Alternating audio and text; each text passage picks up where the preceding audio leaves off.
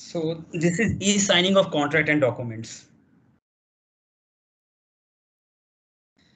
So these are the main legislation dealing with the issue. Main one is the Information Technology Act. Second is the Indian Evidence Act, and third is the Companies Act. So we'll discuss one by one just some of the important definition sections under the Information Technology Act. The Section 4, which recognizes documents kept electronic records.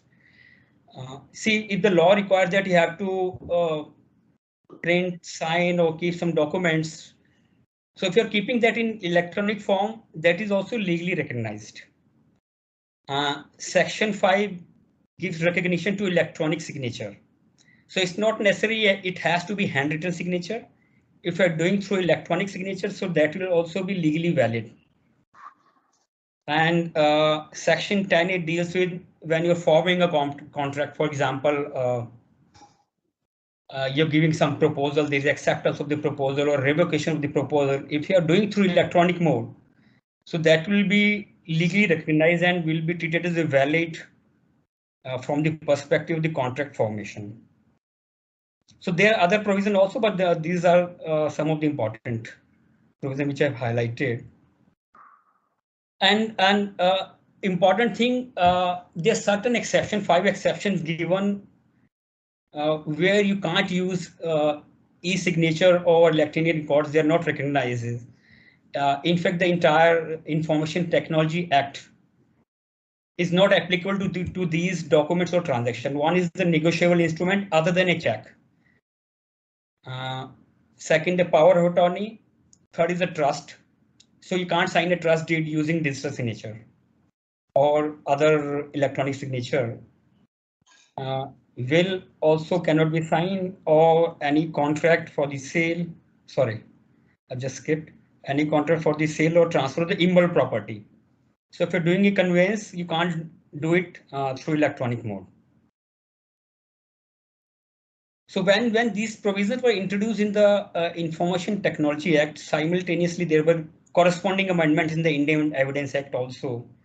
These are some of the sections 65A, which recognizes electronic records, so they will be admissible as evidence. Then I will just discuss the relevant one, like 85B. So you don't have to prove that, once it is electronically signed, it will be treated as a valid signed document. And if somebody is objecting to that, so they will have to prove that this is not properly signed, or this was not signed by the person whose signature has been used. Under the Companies Act also, as we know, we on a daily basis we do this. We use digital signature for certain filings, so electronic forms. How we can use digital signature of the managing director, company secretary, or any key managing person. So this is specified under the Companies Act. This is from the perspective of the Companies Act only.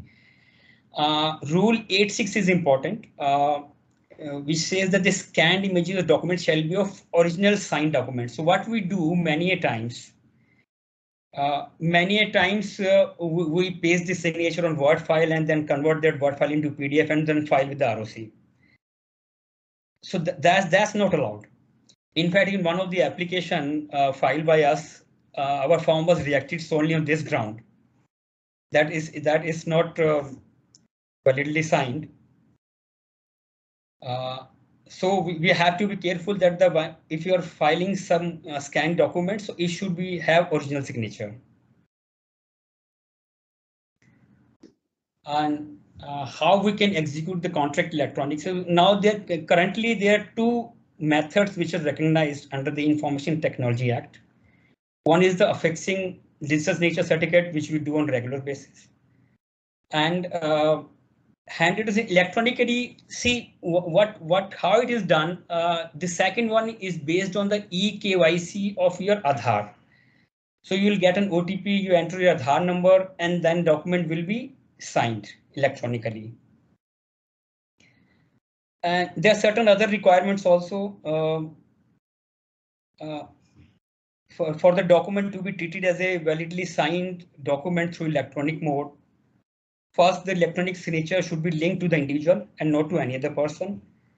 And it's important that the electronic signature are under the control of the person who is signing the document. So it's important. We see what we do. We keep this signature for all our clients, so, and we use them when we do the filing. So it's important that we take their prior permission, specifically of the person whose digital signature we are using for filing and signing and filing the forms. And if there is any alteration, so that should be detectable in the electronic signature. And when you do the signing, there's a requirement of notarization also. But under in India's e-contract, notarization of e-contract is still not there. In some countries you can do it electronically, but if as of today, if you have to get it notarized, so person has to personally be present before the notary, and then notary will attest the document. And the other aspect related to this is the stamp duty payment. We can make the payment online, but in many of the cases, what happens, we get the receipt and then we have to go and collect the stamp paper either from the authorized bank branch or the authorized agency. And these are some of the websites which we have been using for payment of stamp duty, depending on the state where it's required to be done. So